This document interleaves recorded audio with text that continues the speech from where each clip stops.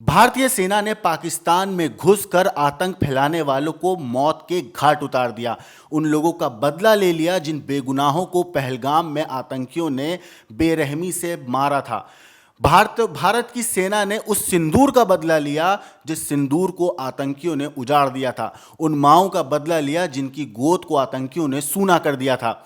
22 अप्रैल को पहलगाम में हुए आतंकी हमले के बाद हर भारतीय चाहता था कि पाकिस्तान में पल रहे आतंकवाद को तबाह किया जाए, पाकिस्तान से बदला लिया जाए। और भारतीय सेना ने कल रात 12:30 और 1 बजे के बीच में दरमियानी रात में हमला किया, अंदर घुसकर मारा, आतंक की उस फैक्ट्री को तबाह किया जहां से आतंकवादी बनाए जा रहे थे, जहां पर आतंकवादियों को मैन्युफैक्चर किया जाता था, जहां पर उन्हें इंसानियत के खिलाफ तैयार किया जाता था। भारतीय सेना ने अंदर घुसकर पाकिस्तान को ऐसी चोट दी है जो उसकी आने वाली 7 पीढ़ियां याद रखेंगी कि भारत से इस तरीके से आतंकवादी हमला कराना, अगर गुस्ताखी करोगे तो इसी तरीके से तबाह कर दिया जाएगा। भारत ने सिंदूर का बदला लिया। इस ऑपरेशन का नाम प्रधानमंत्री नरेंद्र मोदी ने ऑपरेशन सिंदूर रखा ताकि बताया जा सके कि अगर तुम हमारे देश की बेटियों के सिंदूर पर आंख उठाकर भी देखोगे तो तुम्हें इसी तरीके से तबाह कर दिया जाएगा। अश्विनी, जब यह खबर सबसे पहले सुनाई दी तो आपको क्या दिमाग में सबसे पहले थॉट आई थी? पहले मैं बता दूं कि पहलगाम जब अटैक हुआ था उसके बाद भी हमने जब खबरें देखी थी, पढ़ी थी, वो भयावह तस्वीरें वहां से आ रही थी, जिसमें एक तस्वीर तो इतना दिल को कचोट देता था कि वहां पर बार बार वो कहती है, उसने हाथ में लाल चूड़ा पहना हुआ था, उसमें कहती है कि मेरा सुहाग उजाड़ दिया। बस ये कहा था, हम तो भेलपूरी खा रहे थे, हम तो ये खा रहे थे, तभी अचानक आके उनसे पूछा गया कि आपका नाम क्या है, जिसके बाद इस तरह से वारदात को अंजाम दी गई थी। सबसे बड़ा सवाल ये उठता है कि जिस तरह से वहां पर सिंदूर उजाड़ी गई थी, उसी के तहत इस ऑपरेशन को नाम भी दिया गया ऑपरेशन सिंदूर। तो ये बहुत बड़ी अचीवमेंट है इंडिया के लिए, जिस तरह से पीएम मोदी ने इस ऑपरेशन को सिंदूर नाम दिया और उसी के तहत इस ऑपरेशन को अंजाम दिया।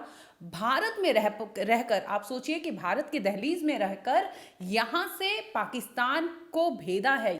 अब बात करेंगे मरकज़ तोयबा। बताया ये जा रहा है कि ओसामा बिन लादेन जो था, इसने 10 मिलियन उसमें पैसे दिए थे ताकि वहाँ पर ट्रेनिंग सेंटर, क्योंकि ये लोग आतंकियों को वहाँ पर ट्रेनिंग देते थे, इसी को और मजबूत करने के लिए इसने 10 मिलियन रुपीस दिया था, जिसके बाद वहाँ पर तमाम ऐसी चीज़ें लाई गई जो उनके लिए सुटेबल हो और आतंकियों को समय समय पर वो ट्रेनिंग दे सके।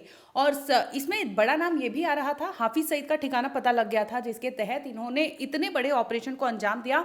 और कहीं ना कहीं भारत को ये जो आतंकी है, बड़े बड़े आकाए हैं, उनका टारगेट था, जिस तरह से इस ऑपरेशन को अंजाम दिया गया है। आपको मैं बता दूं दोस्तों कि भारतीय सरकार ने और भारत से जो भारतीय सेना है, ये इस आतंकवाद के खिलाफ बहुत बड़ी कार्रवाई की है। मंगलवार देर रात तकरीबन 1:30 के आसपास 9 आतंकी ठिकानों पर एयर स्ट्राइक की गई है।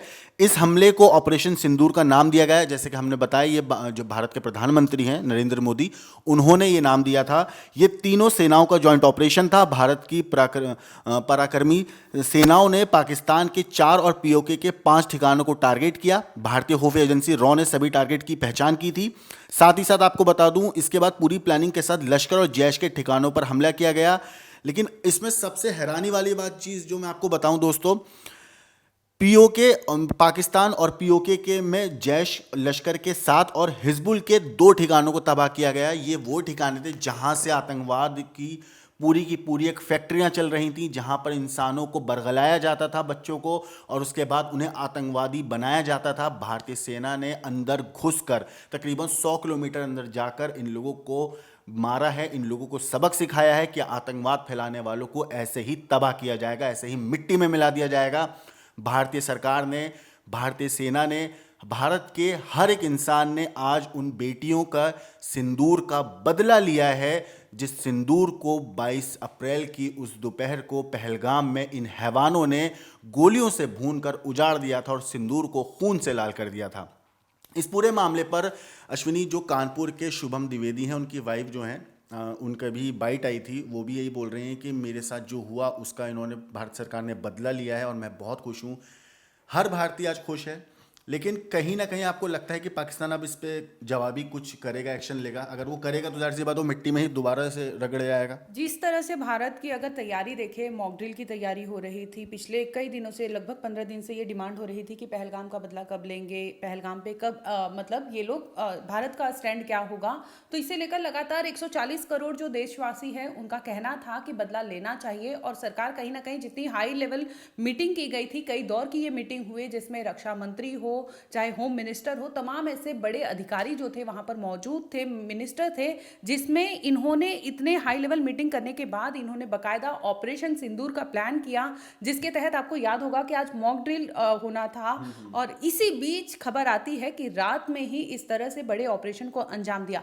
अब बात करते हैं शुभम द्विवेदी की, जैसे आपने बात की कानपुर की, इसके साथ ही करनाल की जो नरवाल फैमिली है उनकी बात कर ले, तो कई ऐसी महिलाएं थी, क्योंकि इसमें टारगेट सिर्फ और सिर्फ पुरुषों को बनाया गया था। ये भी एक बहुत बड़ा सवाल था, और जिसके तहत इस ऑपरेशन को नाम दिया गया ऑपरेशन सिंदूर, तो ये भी कहीं ना कहीं कड़ियां जोड़ के रखी गई थी।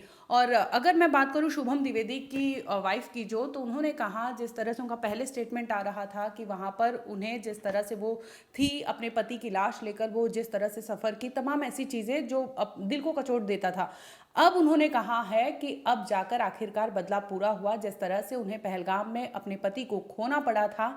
आज उन्होंने ये एयर स्ट्राइक देखा, जब न्यूज़ देखी, तो उन्हें वो कहीं ना कहीं दिल को एक कोने में सुकून दिया होगा कि इस तरह से अगर आतंकवादी उन्हें निशाना साधेंगे, भारतवासियों को निशाना साधते हैं, तो इस तरह से अंजाम पाकिस्तान को भुगतना पड़ेगा। अब मैं बात करूंगी कि 26/11 आपको याद होगा मुंबई में टेरर अटैक हुआ था, कसाब पकड़ा गया था।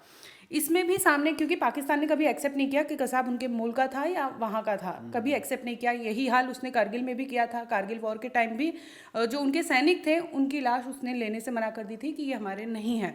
तो पाकिस्तान का तो ये रवैया ही रहा है, कभी वो एक्सेप्ट नहीं करता। लेकिन जिस तरह से यहाँ पर आतंकियों के ठिकाने 9 ठिकानों को तबाह किया गया, और उसमें से जो मेन था वो मुरिद के बताया जा रहा है, जहाँ पर लश्कर के आतंकी को ट्रेनिंग दिया जा रहा था। वही ट्रेनिंग सेंटर था जहाँ पर कसाब को भी ट्रेनिंग दी गई थी, और मुंबई हमले में जो आतंकी थे लगभग 10 लोगों को ट्रेनिंग वहाँ पर मिली थी। और हो सकता है कि पहलगाम में जिस तरह से टेरर अटैक को अंजाम दिया गया, तो ये आतंकी भी वहीं हैं। और इसमें ये भी अपडेट आ रहा है कि लगभग 1000 लोग वहाँ पर खुद को वहाँ पर एडमिशन लेते हैं। अब सोचिए कि 1000 यूथ अगर एक साल में वहाँ पर दाखिला लेती है, तो ऐसे में कितने बड़े तादाद में पाकिस्तान ऐसे टेररिस्ट को वहाँ पर पैदा करता है, जो आने वाले टाइम में चाहे किसी भी देश में हो, इस तरह से अगर हमला करवाता है, तो कितनी बड़ी बात है, ये सोचने वाली बात है। आपको दोस्तों बता दूं, जो भारत के विदेश मंत्री हैं एस जयशंकर, उन्होंने भी ये बोला है कि आतंकवाद को लेकर भारत का सीधा रुख है, वो है ज़ीरो टॉलरेंस। चाहे वो प्रधानमंत्री मोदी हो, चाहे हमारे रक्षा मंत्री हो, चाहे कोई भी भारतीय हो, हर नेता, हर भारतीय सिर्फ एक ही बात बोलता है कि आतंकवाद को लेकर ज़ीरो टॉलरेंस की भारत की नीति है, और इसी नीति को हम फॉलो करते हैं। अगर आप हमारे देश की तरफ टेढ़ी निगाह करके देखने की जुर्रत करोगे, तो हम इसी तरीके से उस आग को नोचने की भी करेंगे और अंदर घुस के तुम्हें तबाह करेंगे, जैसा कि भारतीय सेना ने करके दिखाया है। दोस्तों, फिलहाल इस स्टोरी में इतना ही। इस केस पे जो भी अपडेट आएगी, हर छोटी से छोटी और बड़ी से बड़ी अपडेट आपको क्राइम तक पर हम ऐसे ही दिखाते रहेंगे। बाकी इस पूरी स्ट्राइक के ऊपर आपकी जो कुछ राय है हमें कमेंट करके ज़रूर बताइएगा। देश और दुनिया की बाकी क्राइम की खबरों के लिए देखते रहिए क्राइम तक।